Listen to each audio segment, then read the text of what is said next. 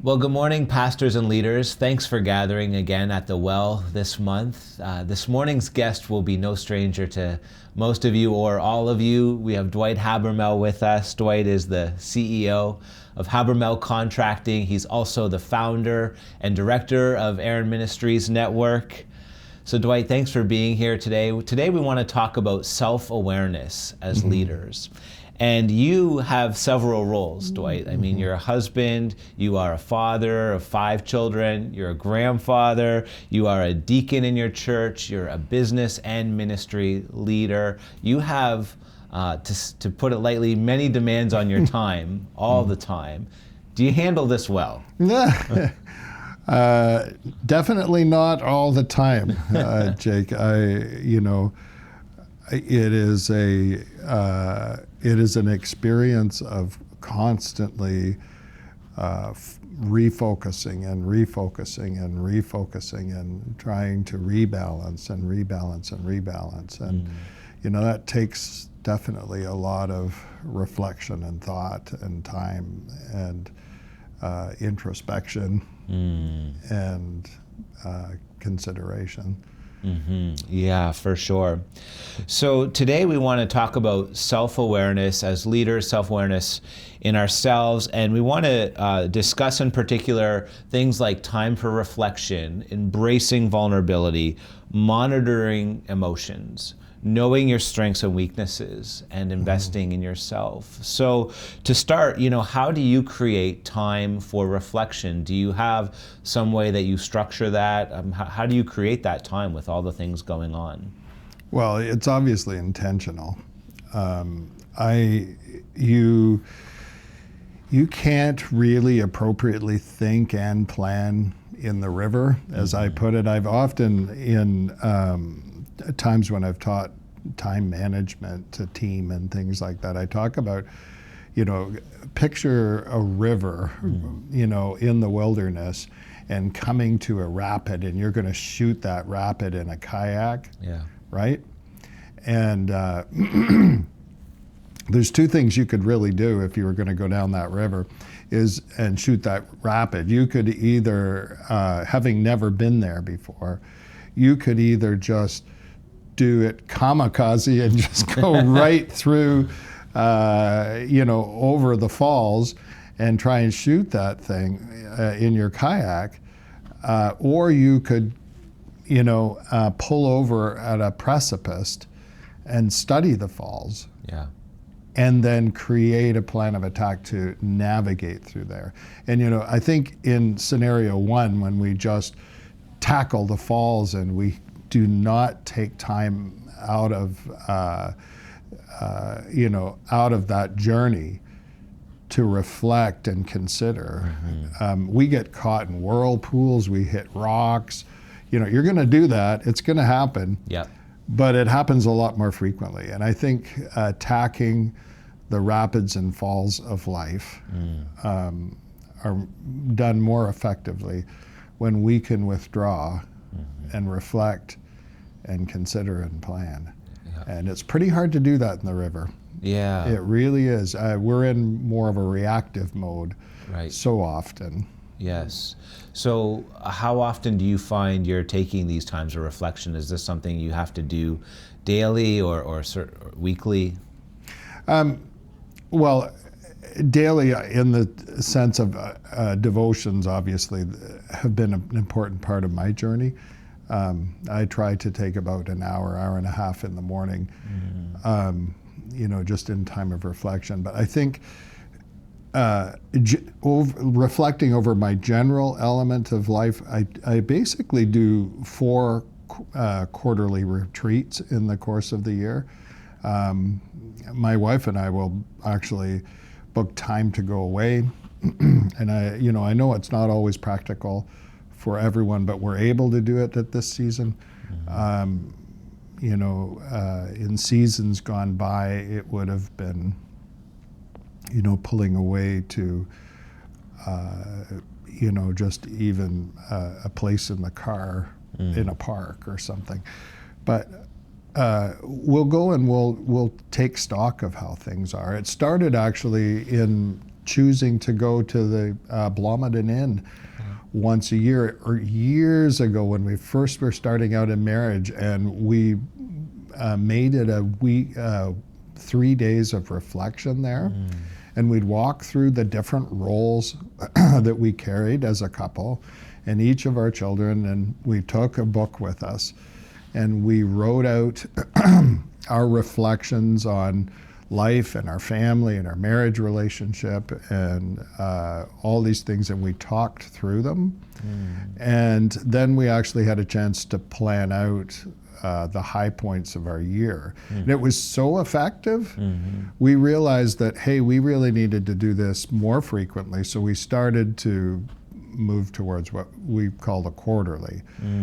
But as a regular practice, I try to get away to a library once a month, and I literally keep, a coil binder, and I take notes. And what I literally do as a structure, Jake, is I reflect through the roles that I have, and I just reflect through, how am I doing here,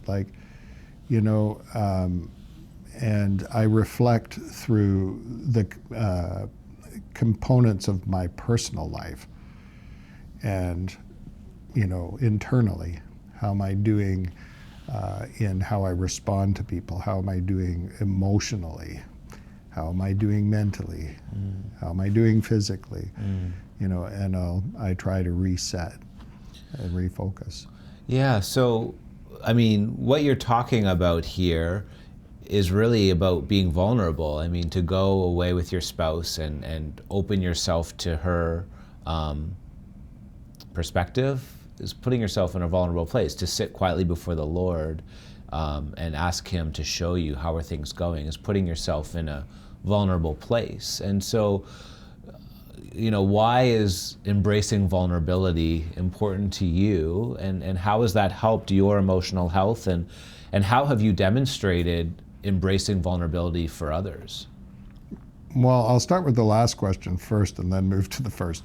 I think the reality is we have to demonstrate our vulnerability because every human being is vulnerable. Years ago, I had a leader who said to me, and it just stuck like glue, a person's strength is always their weakness. And I thought, wow, that is such a really good word. If your strength is being to the point, and really clear and not mincing words, which has its strength and benefit in many, many places in life, well, then my weakness in turn becomes, that empathy and the compassion and the softer side.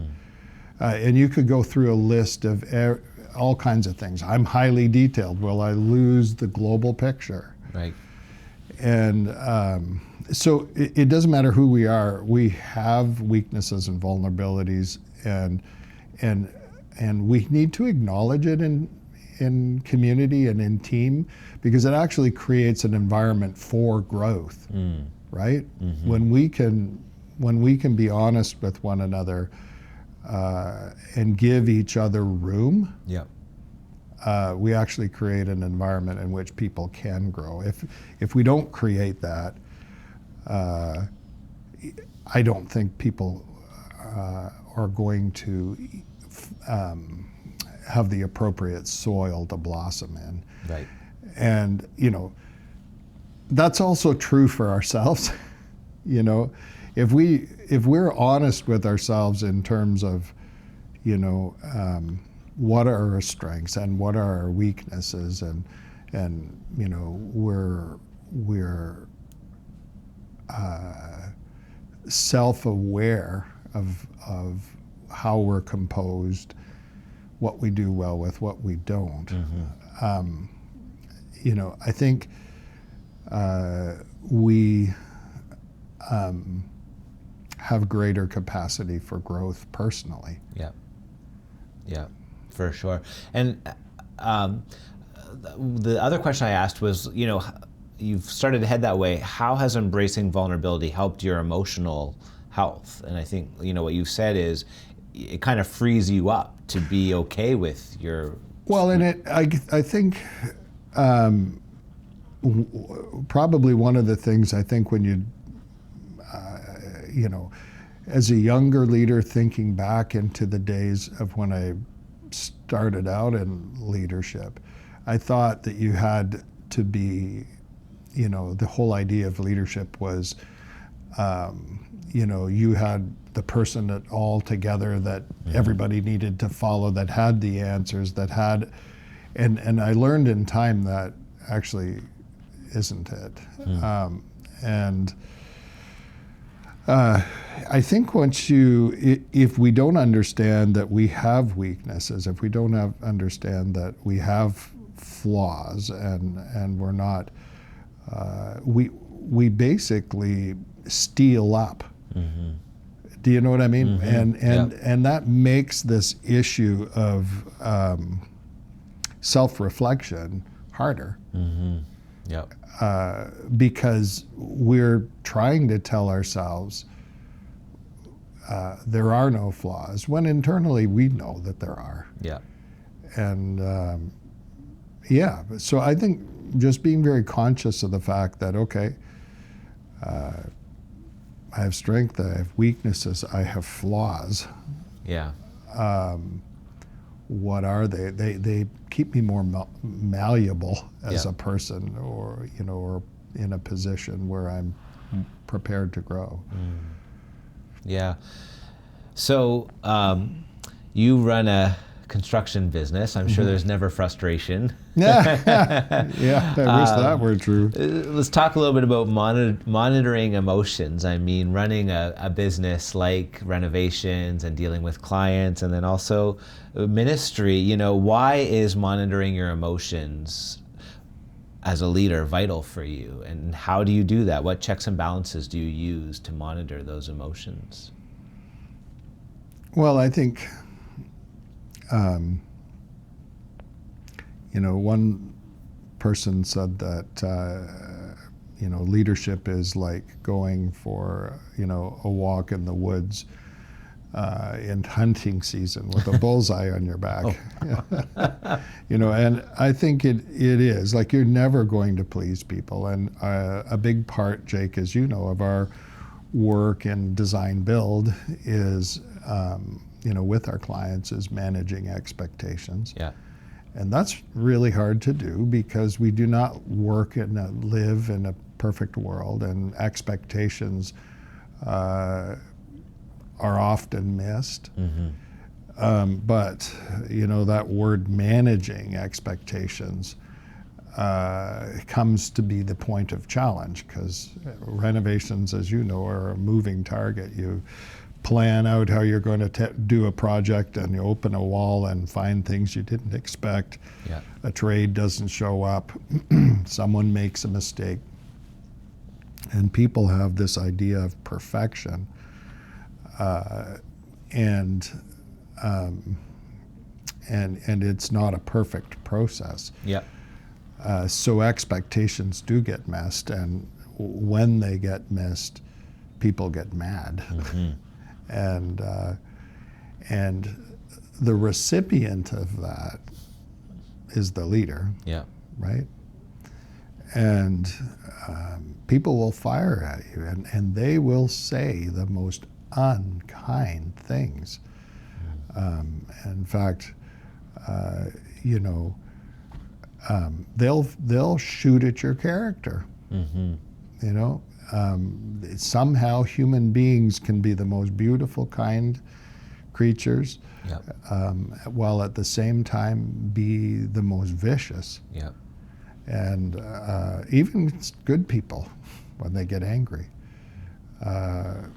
And so you get wounded. And I think the idea of avoiding wounds while leading is foolishness. To think, that you're never going to be wounded is just not realistic. To think that, I think it's really how we end up handling wounds that become, do we handle wounds in an effective way? And handling those wounds really requires us to be self-aware and honest. And I think, when Jesus talked about the washing of the feet, and he was explaining that he needed to wash the feet. And of course, as you know, Peter reacted to that and said, oh, Lord, don't wash me. And well, if I don't wash your feet, you can't have part of me. And Peter says, well, wash me all over then, Lord. Yeah. And basically then Jesus said, well, you don't need to be washed all over because you've been washed.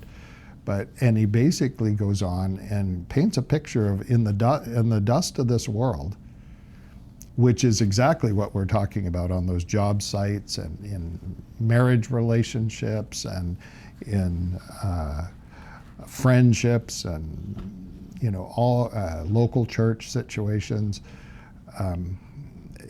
There can be some situations that are difficult and challenging, and we get dust on our feet. And we need to go back and deal with that, whether that's forgiveness or repenting, renouncing. We need to process when we begin to believe lies that are not true. And I think that's where good biblical counselors come in to play.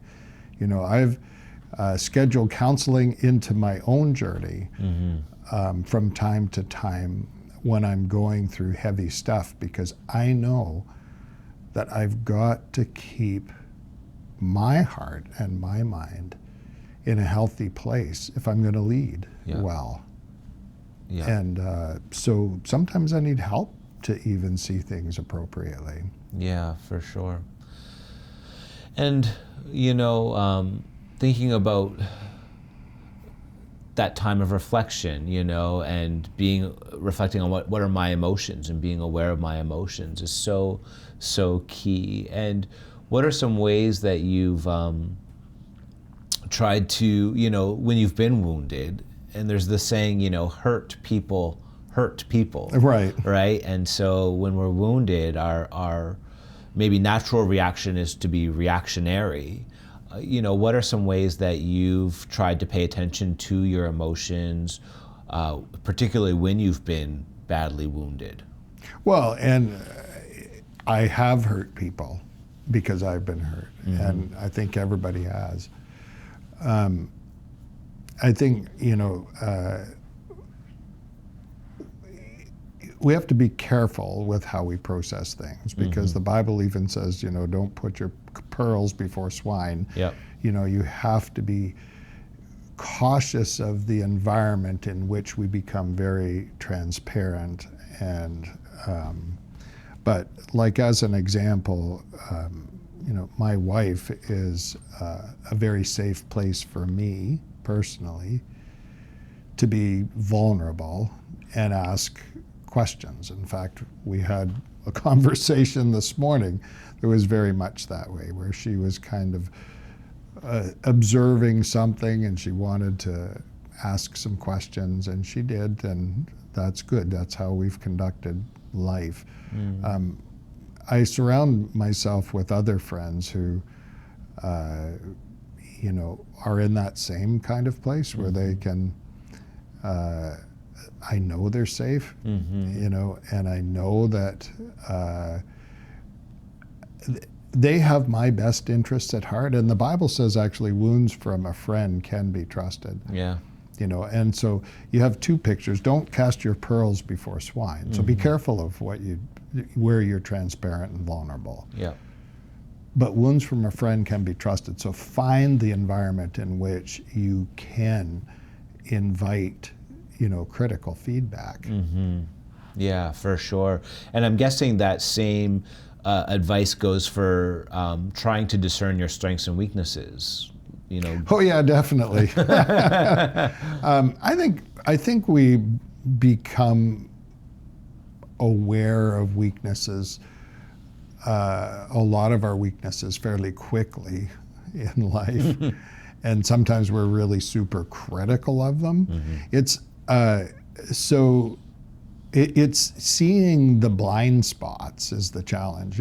Just like when you're driving your car, they remember the shoulder check. Yeah. Check that blind spot. You've got a mirror here. You've got a mirror there. Yeah. They gave us pretty close to everything we need to see around the car, but there are some blind spots, right? And we have to check those blind spots. And I think it's crucial to have friends that can be trusted, that where you can have some conversations where they'll speak into those blind spots, because you just won't see them. Yeah, for sure. Blind spots is such a great analogy for areas where we're just not seeing it, and it can sometimes be clear as day to other people around us. Yeah, no, for sure. Yeah. Or they can articulate it better than we can. So as leaders, obviously, you're constantly pouring yourself out into others. If you lead a church, if you lead another parachurch ministry, if you lead a business, what do you do to invest back into yourself? What are ways that you've found to invest in yourself? Well, that's a great question, Jake. There's a number of things that I do. One is I ATV. Yeah. Some people laugh at that, and but it's a very, very important time for me to get out in nature. I just totally reset when I'm in nature. Some people can go for a hike or whatever. I'm an adventurer. I like life fast. Yeah. And I basically ride the rail trails, and I ride hundreds of miles. Wow. Throughout the year, and along the Annapolis Valley and along the Annapolis River, and up over number 10 over to Bridgewater, and down from Halifax to Bridgewater, and my next goal is to get down to Yarmouth. I just love that time, and it's time for me to be alone with the Lord. I think we talked about a little bit earlier that when I find myself in difficult times, I will literally reach out and schedule time with a friend. Yeah. To talk through things I've become aware of, and trying to get their perspective.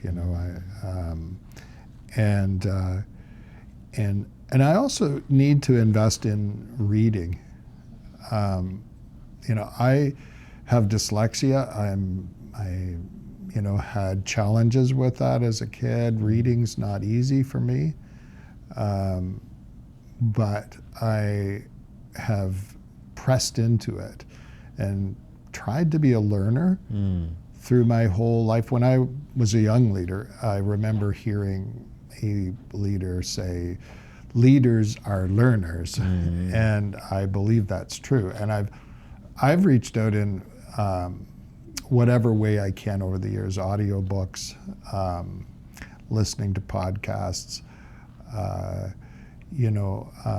I've pushed into reading and forced myself to do it. And I think that that's really been great. And I've actually booked myself in for conferences and places that I can grow. Yeah. And try to make a little bit of a calendar in the course of the year where I am getting feedback into my life. And making sure, like, my wife is clearly my best friend. I really love and enjoy being with her. She's refreshing. She encourages me. Even if we don't have something to talk about, just being with her is good. And we started the journey together. And I know that that's a blessing. I know that it's not something that everybody experiences, but it is something that I've enjoyed in my life. And just being with her is a way that I invest back into my life, and we schedule time. And yeah. That's awesome. Well, we're just about out of time. One last question. What's maybe one or two things you wish that you knew when you were a younger leader? Everything. I think probably if I could go back and say to a younger Dwight, you know, God is as faithful as your father told you he is.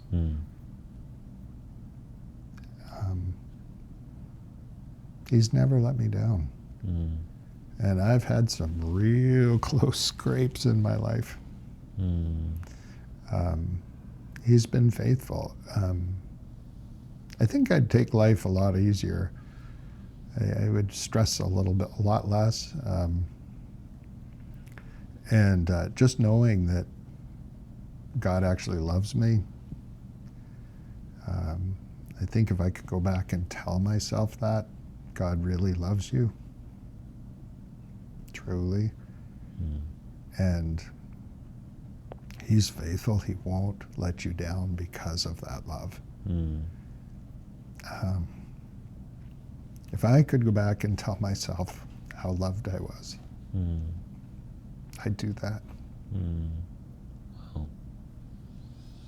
Wow. Well, thanks so much, Dwight, for sharing so vulnerably and demonstrating that this morning. So now's time to break off and care for one another and share with one another and talk about ways that you have been able to become self-aware and invest in yourself. And we're praying this is a meaningful time of discussion for you.